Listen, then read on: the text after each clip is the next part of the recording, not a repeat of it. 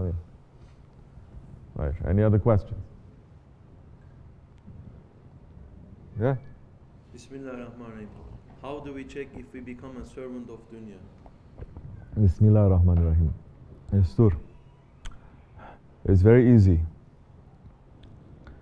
What you are busy with, serving, you're a servant of that one.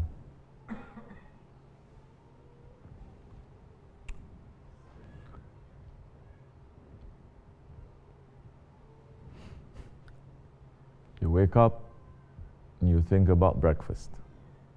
Who of us not thinking about breakfast? Sometimes, most times. But you have to pass. You cannot spend the whole day just thinking about breakfast or thinking about lunch or thinking about food. You wake up, you think about food. After you eat, you're still thinking about food. Dinner time, you think about food. You go to sleep, you think about food. Or you think about your job. Or you think about your loved ones. Or you think about your career. Or you think about earning money.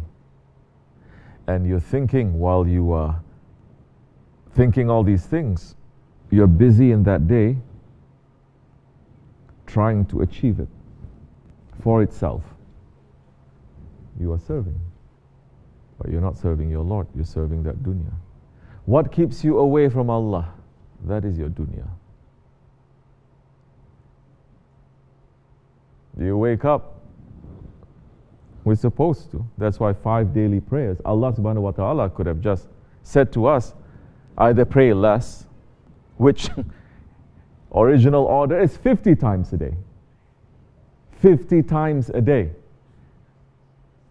Meaning there are times in the day of 24 hours that if you cut it into 50 times, there's specific times in that 24 hours, 50 times, that you're supposed to connect yourself to Allah subhanahu wa ta'ala. They awliya Allah, they know this, they do this.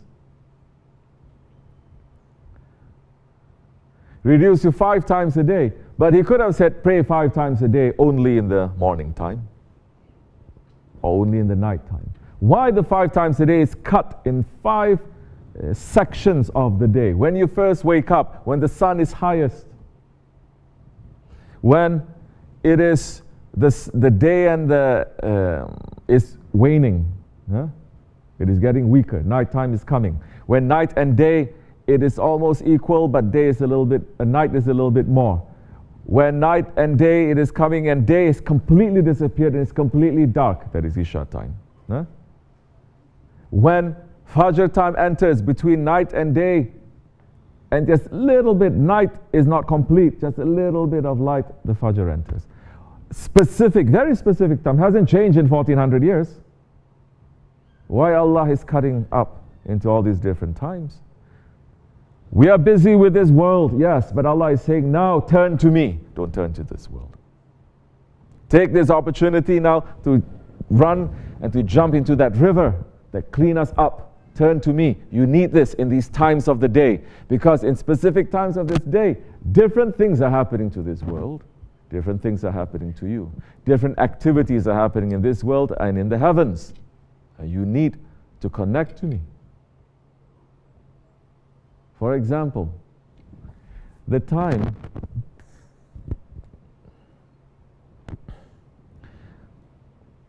that is before Zuhur, it is forbidden for us to pray, correct? Why is that? The sun is the highest there, and that is the time that the earlier nations, when they deviate, they will use that time to worship. Because different activities, like I said, it is happening. Same thing with Asr. You pray Asr, but between Asr and Maghrib time, especially closer to Maghrib, it is forbidden for you to pray. It is only after that that you can. So there are forbidden times for us to pray, because now different channels are opening, wrong things are coming.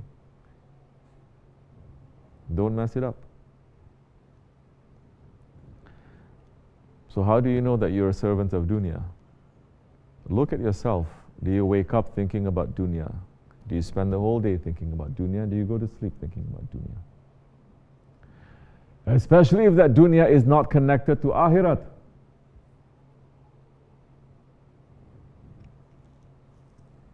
Man can say, I'm only working whole day, but I'm working for my family.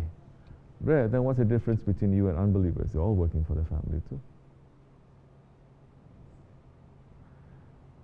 But the man is working the whole day. And the reason why he's working, it is for the sake of Islam. It is to support other people, not just thinking for his family. It is to help in the way. And that time, his heart is not in reality happy even with the work, because he's saying, if only I can stop all this and just worship. Correct? Those ones, they're saying, no, you are helping other people, you're providing, you're helping poor people. Say, yes, we have to do, but if only I can stop this and just make prayers, make zikr and read Quran, like all these other people are. It is much harder for them. That is when, but their heart is not in that work. And even they're putting everywhere, they feel very bad after that. They feel very bad. They say, I'm not praying enough, I'm not doing enough. But we say, the service that you're providing now, it is better than those who just worship for themselves and they're not helping the people around them. There is no balance, but you see, in Islam, we have to remember this. There's no such thing as balance. There's a very non-Muslim, Buddhist concept. Of course. In Islam, there is priority. What is first? What is priority? Balance is this and this must be the same reach.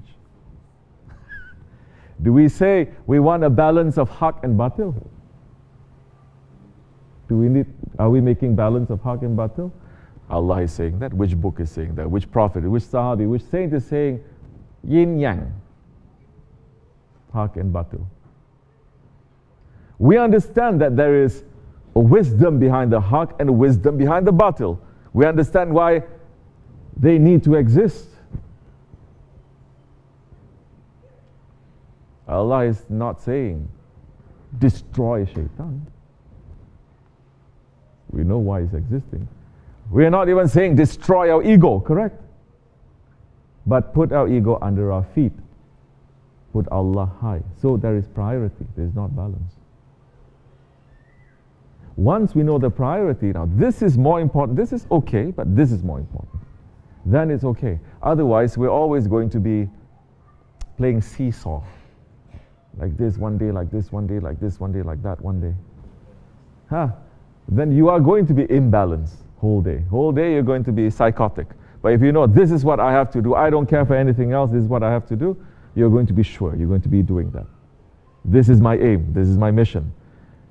Even if the people are not liking it, people are not understanding, I'm not going to let that to pull me back. I finish this first, when that is okay, I deal with the second one. I deal with the third one. I deal with the fourth one. Inshallah. With that, we will understand and we will know. Knowing this dunya, knowing your enemy, it is important. Because the dunya is not just what you are searching for. Dunya is not just gold or titles or this or that. There's so many other things. It is one of our biggest enemies. Inshallah, if we understand our enemy, we can defeat. If you cannot understand, you cannot. Fatiha. Amin. Assalamu alaikum.